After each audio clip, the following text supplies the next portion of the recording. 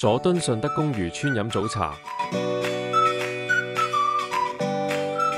港鐵佐敦站尾出口出，港鐵柯士甸站都可以。我覺得佐敦站出容易啲，所以喺佐敦站出咗站後向右直行，去到偉晴街轉右直行就見到酒樓啦。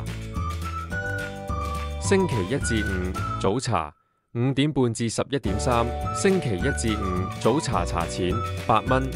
煎蛋牛肉飯27個8，個盅望見好似好細，但牛肉同飯嘅份量都唔少，好食，可惜唔夠熱。四寶滑雞扎中點25個8，有芋頭、火腿、魚肚同雞，全部都好味。潮州蒸粉果小點22個8，主要食到蝦米味，同平時食到啲粉果有啲唔同，味道 OK。星期一至五早茶小點22個8，中點25個8，大點28個8，特點31個8，頂點34個8。